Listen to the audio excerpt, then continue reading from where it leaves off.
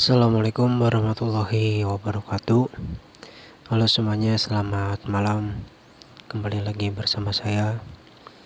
Nah, jadi dalam video ini di sini saya akan memberikan penjelasan kembali tentang bagaimana cara untuk open posisi menggunakan strategi support dan resisten dalam jangka waktu yang berdekatan atau pendek dan berjauhan atau panjang, garis harga tertinggi dan harga terendahnya.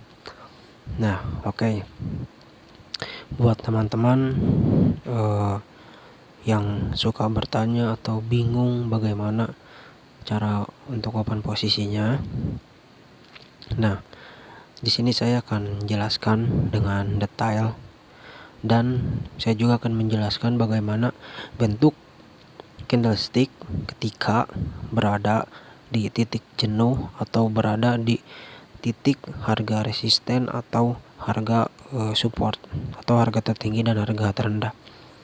Nah, baik ya. Jadi kita mulai saja ya ke inti pembahasannya. Oke, saya di sini akan membahas dulu tentang jangka pendek garis support dan resisten ketika open posisinya sebagai apa gitu ya, atau bagaimana. Nah, jadi sebelum teman-teman mengetahui jarak antara support dan resisten yang berdekatan itu, teman-teman juga harus mengetahui bentuk candlestick yang sedang terjadi di tren yang sedang terjadi ini ya. Nah, contoh di sini kan oke. Nah, di sini kan trennya sedang penurunan. Nah, ketika di titik ini itu adalah garis support yang menandakan bahwa harga terendah itu harga titik jenuhnya. Nah, bagaimana Kang untuk mengetahui titik jenuh support itu bentuk candlesticknya? Oke, di sini bermacam-macam ya bentuknya. Nah, saya akan jelaskan dengan penuh arti ya candlestick ini. Nah, ketika candlenya ini menjadi penurunan ya, lalu bagaimana cara untuk mengetahui garis support dalam bentuk candlestick? Oke, jadi sebelumnya teman-teman ini harus lihat candlestick penurunan yang sedang terjadi itu atau yang sudah terjadi itu bentuknya itu seperti apa. Nah, ketika bentuknya itu candlesticknya panjang atau besar atau normal, maka di titik harga terendahnya itu, baik itu support atau resisten, pasti akan membentuk candlestick yang sama bodinya. Nah, tetapi mungkin ada yang bertanya, ini kenapa Kang kok ada yang candlestick yang doji, yang tipis-tipis? Itu kan biasanya menandakan bahwa itu adalah garis atau sinyal untuk open posisi. Nah, jadi tidak semua seperti itu, karena sekarang ini saya juga baru paham bahwa ketika candlestick itu mempunyai arti, satu candlestick juga itu mempunyai arti. Nah, oke. Sudah paham ya. Jadi bagaimana cara menentukan untuk open posisi di antara garis support dan resist ketika terjadinya tren turun atau tren naik. Nah, oke. Mau itu open posisinya buy atau sell yang berada garis titik support atau resisten candlenya, itu sebelumnya kita lihat dulu, analisis dulu bentuk-bentuk candle yang sudah terjadi di saat trennya turun atau naik.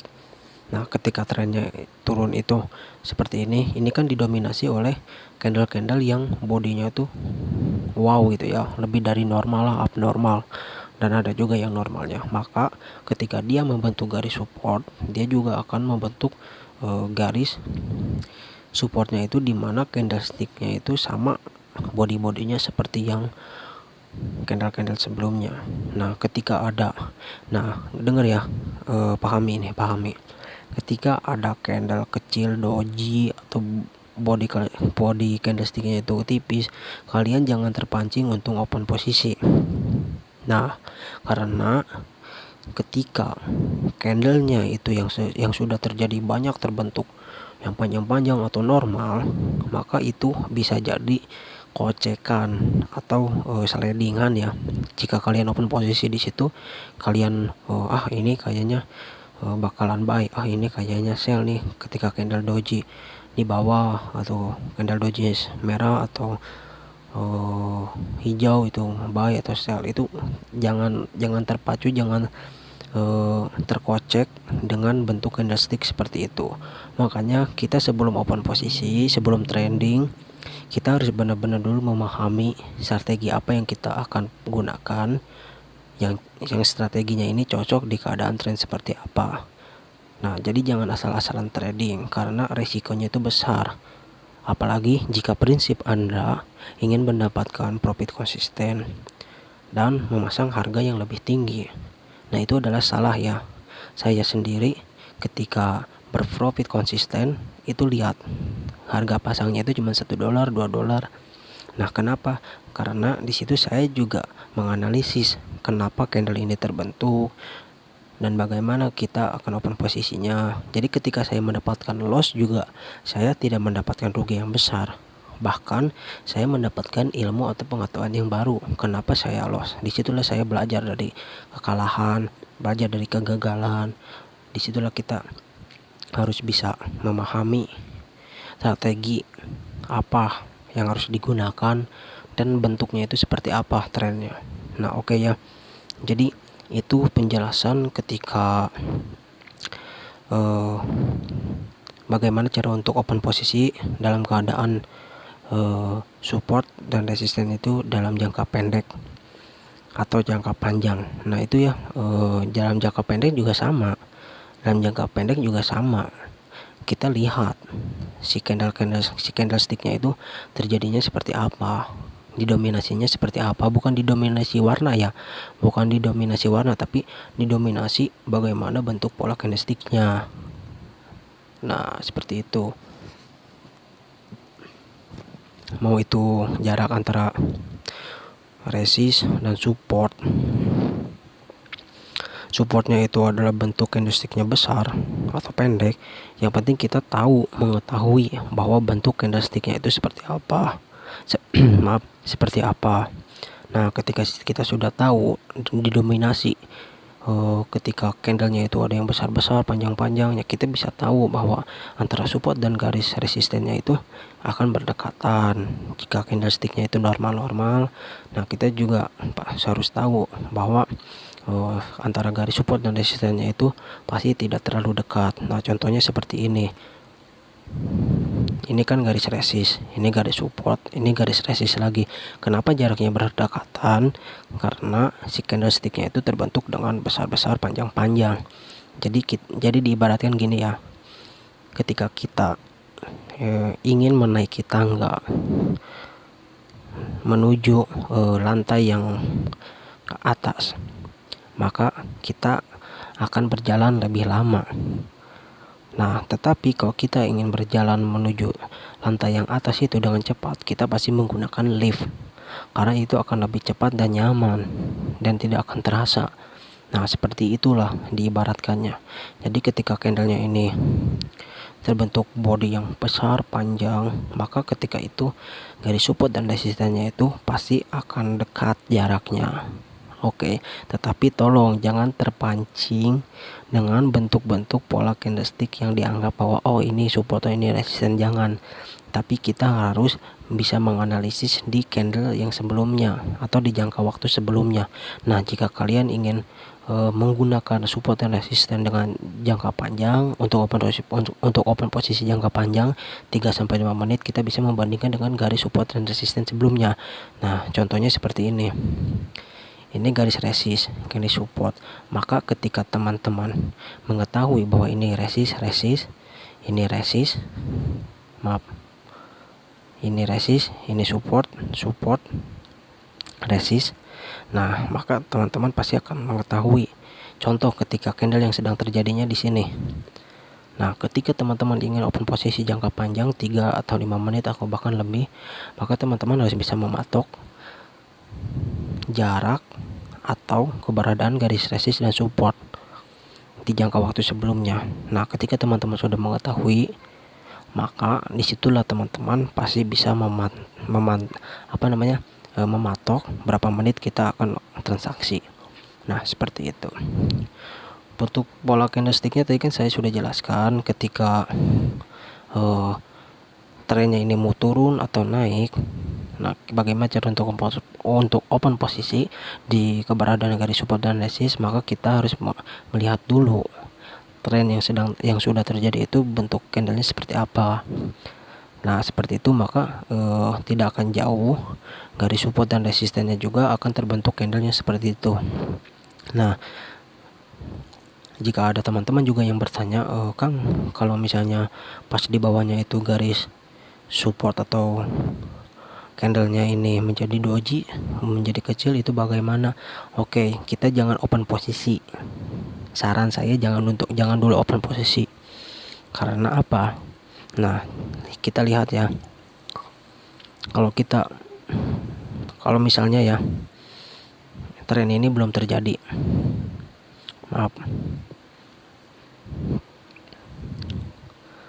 Tren ini belum terjadi. Di sini ada candle hijau yang bodinya kecil. Nah, mungkin teman-teman akan berpikir bahwa di sini kan candle bearish panjang, lalu di sininya ada candle bullish tapi bodinya itu kecil. Nah, ketika teman-teman berpikir di situ, pasti kan teman-teman membayangkan bahwa ini adalah garis support, dan teman-teman pasti bakal merasa yakin. Karena apa? Karena antara candle bearish dan candle bullishnya ini, yang candle merah dan candle hijau ini, dia sejajar menjadi garis support. Maka teman-teman pasti akan berpikir, ini kayaknya akan menjadi up trend. Nah, jangan seperti itu. Lebih baik ya ketika trennya ini sedang turun atau sedang naik, kita jangan open posisi ketika candlenya seperti ini. Kenapa alasannya? Kita lihat dulu. Tadi saya sudah bilang, tren yang sudah terjadinya itu candlenya seperti apa. Jika tren yang sudah terjadinya itu candlenya pada besar-besar, panjang, maka kita jangan tertipu. Kalau misalnya candle ini candle hijau itu menjadi sinyal untuk up, dan candle selanjutnya itu menjadi hijau, kita tunggu dulu 1 atau 2 candle selanjutnya. Ya, kenapa? Karena untuk memastikan apakah ini benar akan menjadi penaikan atau tidak. Nah, ciri-ciri untuk penaikannya itu bagaimana, Kang? Jadi nih contoh ya. Ini candle hijau. Kita bisa menganggap bahwa ini adalah sinyal untuk buy. Nah, kita jangan open posisi di candle ini, tetapi tunggu di candle selanjutnya. Jika candle selanjutnya membentuk candle bullish dan bodinya itu tidak terlalu panjang ya. Jadi bodinya ini seperti ini nih. Nah, bodinya seperti ini, candle bullish seperti itu. Nah, maka di situ teman-teman bisa open posisi selama 2 menit. Kenapa, Kang, seperti itu? Karena jika di sini kan candlenya kan menjadi candle hijau tipis. Nah, lalu disusul lagi seperti terjadinya candle hijau yang seperti itu, maka disitulah akan terjadi kekuatan untuk up. Nah, ketika candle yang selanjutnya ini di sini ya, misalnya yang terjadinya itu candle yang setelah candle hijau body tipis itu candlenya seperti ini. Nah, maka teman-teman jangan dulu up. Kalau teman-teman ingin open posisi up buy ketika candlenya ini menjadi candle bullish yang panjang, maka tunggu open posisinya itu ketika candlenya sudah panjang, lalu dia mendapat guncangan ke bawah, dan dia si bodinya ini menjadi setengah, maka teman-teman bisa open posisi buy. Kenapa open posisi buy ketika